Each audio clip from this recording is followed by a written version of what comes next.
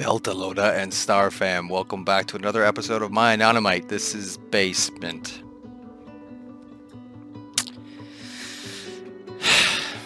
Stick around.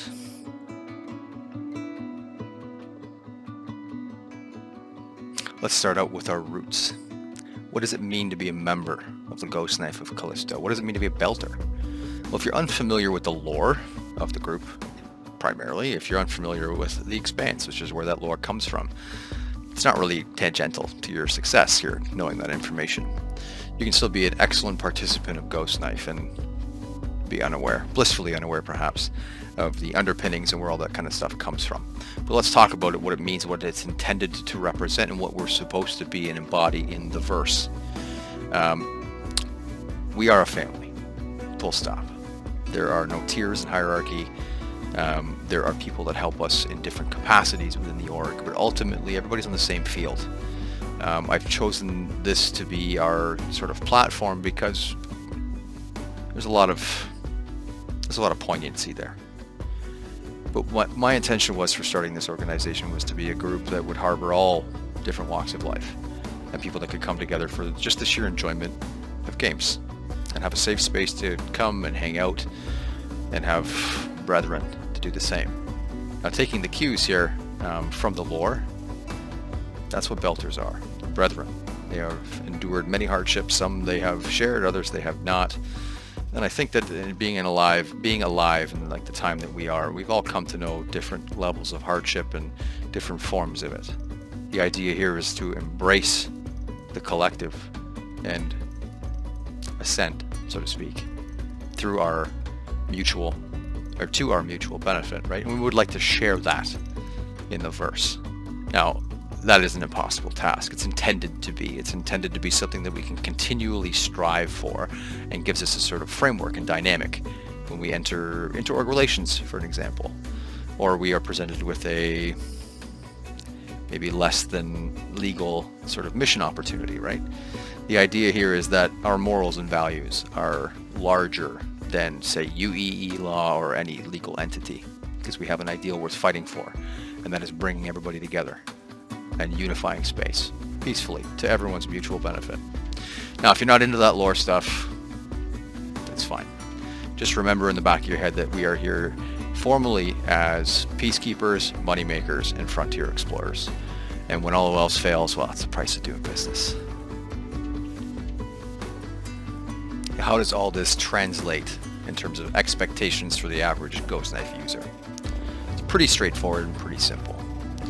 We're all on that same plane, we're all on that same level, so treat everybody accordingly, right? This is that safe space I was talking about earlier. And to cultivate that and to continue to let that thrive and flourish, we all have to play our part in that. And we lead by example in doing so. And that can lead to, if you're so inclined, into some really interesting roleplay elements. It can also just lead into a sort of dynamic set of framework or rules, or gives you something to inform your decisions in the verse, right?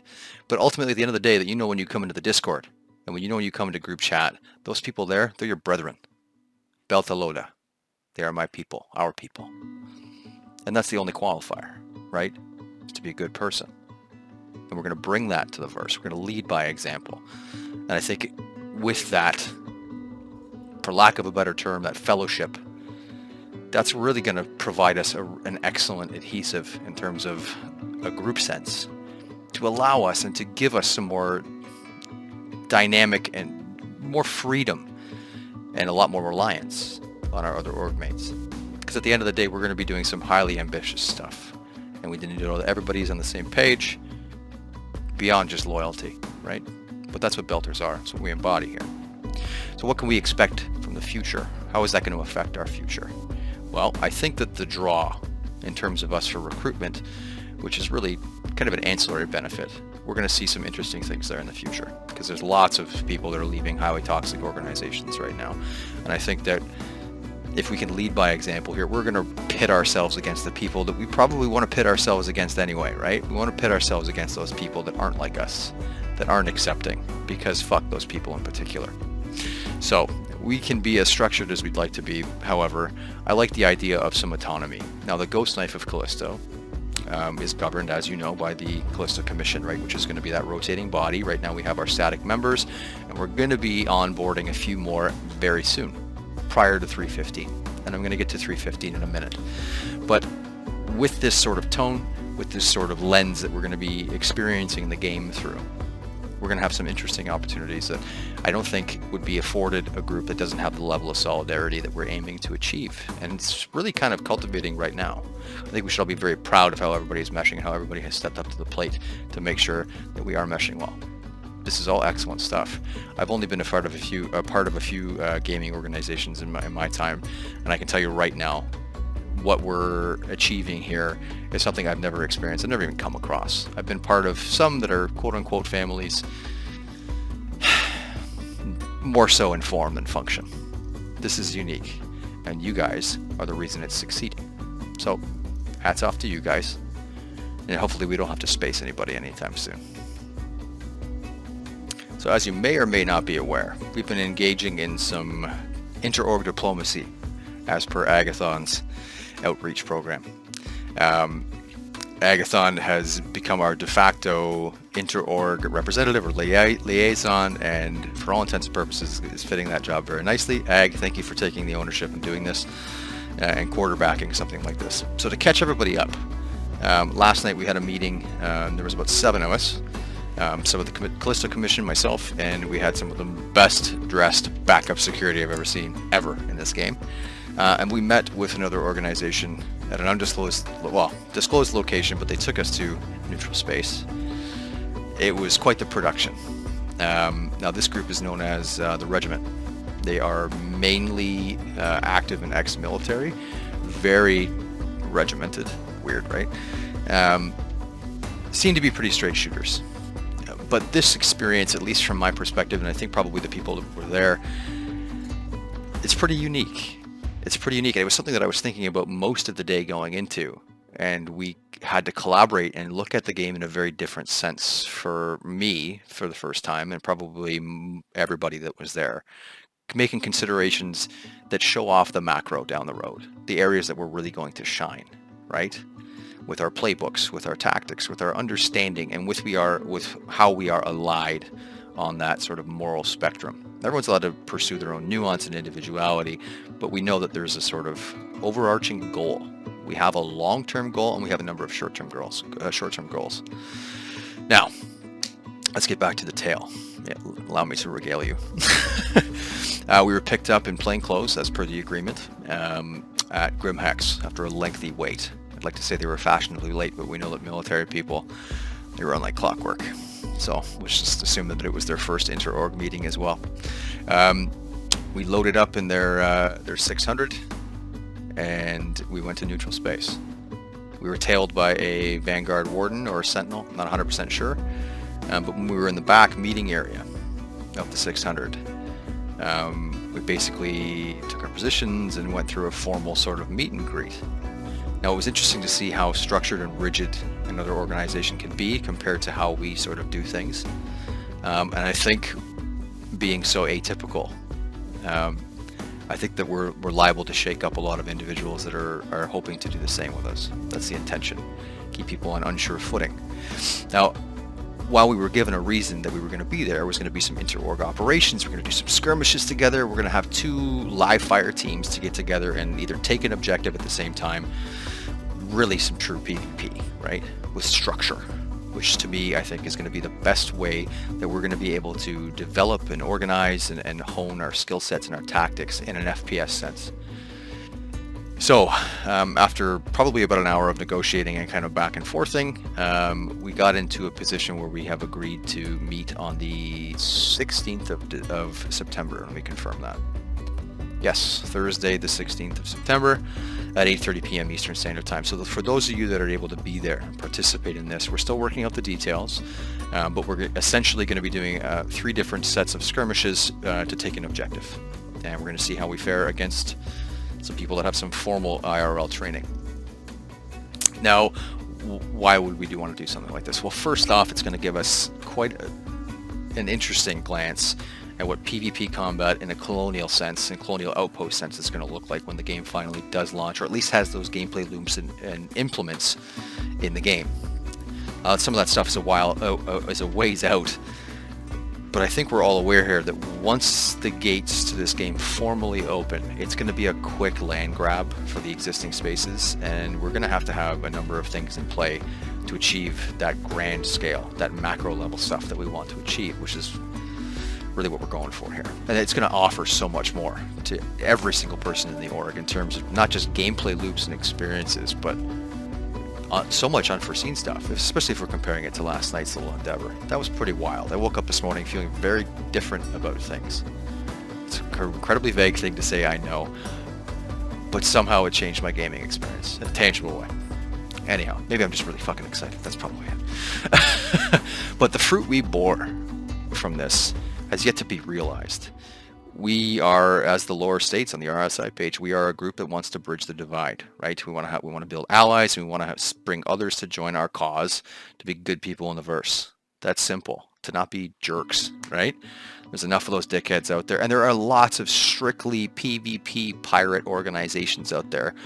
Those are going to be the people that we are probably suiting up once in a while to go after, right? To be that hand of that karmic slap in the face. That's who we want to represent. Now, while there was some interesting things that happened last night, in terms of bluster, it was really interesting to see how postured this other group was. And it was interesting for a couple of reasons, because we're getting out of just gameplay stuff now. We're getting into true meta gameplay where we're trying to anticipate what other players are thinking, not just on the battlefield, not just behind a stick in a cockpit, but for long-term gameplay with actual people. To me, that's something that was really interesting. Now, there were some interesting techniques to try to get us to purchase their services. Services, I will remind everybody here, that we all offer, we are all aiming to be quite holistic with and inclusive with, right? To fit our overarching goals. But it was very interesting to see how other people approach it, number one. And I want everybody, when they're getting into these sort of first times or one-off experiences, to look at it through a lens of that no experience is a bad one. Of course, there are some bad ones, but in the game, right? What can we learn from this? What has it opened our eyes to?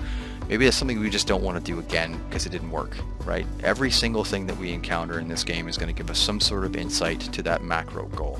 And I hope everybody's on board, and at least from time to time, putting those particular pair of glasses on and trying to find that silver lining, trying to find what can we learn from this, as opposed to just, man, that fucking sucked, because that doesn't help anybody. But we did learn some interesting things in terms of how we would approach inter-org meetings in the future, what we actually represented, and it afforded, I think, a lot of us that were there an opportunity to kind of reflect. And while we do have these guiding principles and tenets and lore, who are we going to be as individuals in this group? We kind of have a sense of what we want to represent out in the verse, a pretty clear sense. But how does that change us as individuals in the game? Right? Now, you're so inclined, you may be inclined to think like that, you might not be, and that might not be your bag. Totally fine. But the smorgasbord is there. Pick and choose as you like. So for me, this was a very interesting experience, and I feel like it's going to be we'll have to include some of these sort of things in our overarching lore for newcomers to see and read about, and for us to establish our own true history in Star Citizen. Let's set our eyes on the future a little bit here. 315 is just around the corner. It is coming so soon, and the amount of things that have been confirmed on that list, well, this is the first time they've hit every single target, and there are some surprises in the pipeline. We know for sure that 315 is going to include medical gameplay, which is going to be really quite game-changing in terms of respawn, like remote respawn locations, healing opportunities, the different medications and drugs that are available to get players back on their feet in the field. This is going to be pretty groundbreaking stuff. There's a whole lot of other stuff that's coming that is really, really, really, really exciting and very promising, and not just superficial stuff or just back-end coding stuff. This is going to be tangible changes to the game. I'm going to be doing more, I guess, focused reveals on off weeks or every other week, where I go over a top-down look of what to expect in the coming weeks or what to expect in the coming months with the new updates. And my intention is to keep you guys dialed into the development of this, to keep the hype going for future implements that are just around the corner. And I realize that not everybody has the same level of passion that I have for this game, or some of us have for this game. So you might not be looped into all the YouTubers and all the dev notes and all that kind of stuff. So if I can give you the Cliff Notes version, for those that are probably around the same age as I am, who knows what the fuck Cliff Notes are, if I can give you that top-down glance, you can kind of go about your day. I think that's probably a good idea, right? We want to maintain the hype. We want to maintain the solidarity and the camaraderie. That's what's going to keep us going. So at the end of the day, that's going to be my focus once a week or once every other week, is to get out a condensed version of all the things to expect in the next few weeks for Star Citizen, and that's going to be a routine thing for me. It's something I'm already doing anyway, is keeping myself very much in the loop. Like when I'm washing dishes, for instance, at the end of the day, I've probably got 3 or 4 episodes on YouTube lined up from that day, just ready to go, of all the new changes and announcements that are coming from CIG. So that is going to be a main focus that you're going to see from me. It's going to be something I'm going to concentrate on. And it give me a little bit more opportunity to kind of polish these videos up for you. I think a little bit more practice that I have for these, the more enjoyment you guys are going to have with seeing this weird mug. So let's talk about growth and the future of Ghostknife very quickly. The future is, to me, becoming more salient as time marches on and we have more people coming and things of that nature. Now, growth for a lot of people is kind of a scary word. I really enjoy the pace that we have been onboarding people. I think it is sustainable. I think it allows people to acclimate in a more almost one-to-one sense, where there's somebody on, there's somebody around to dedicate some personal not face-to-face time. You understand what I'm saying, though. Some direct time with the new individual, get them comfortable, show them around a little bit, and a couple days later, or maybe later that day, we have another individual coming in. The progress here has been excellent. The pace is fantastic. I would hate to see us get too ambitious and jump from, say, our almost 30 group here to, say, 70 or 80 in a week. As we've been taking this and stepping things up incrementally to scale, I think that is really part and parcel our success, is that we're able to do this in this sort of gated manner, right? So while there is going to be a recruitment push on, we're going to be doing it in a smart way. We're going to be doing it in a very tailored way that is welcoming and still embodies that, you're not just a number, you're here, you're part of the family, right? That is very important. And if we lose that along the way, I think that's where we're going to see some serious issues. So it's really important to me from a leadership perspective, and it's just as an enjoyer of an organizational gameplay facet, right? Which is the whole impetus for this group, is for it to allow us to do more as partners, as equals, and benefit, right? And get to those areas of the game that are just so out of reach for so many individuals, especially individual people, never mind smaller groups or fractured groups. This is going to allow us to do so much more. So I want that to be at the fore of everybody here, that you are nurturing that, right? It doesn't have to be a outwardly conscious thing. Just keep it in the back of your mind, right? We are brethren, beltalowda. We're all the same, and we're here to do the same thing. There is no hierarchy. I'm the unlucky schlub that's got to make some unfortunate calls. But I guess that's because I had to take a chance here. And thank you guys for taking it with us. This is really important. And to have an outlet like this in this capacity in this day and age,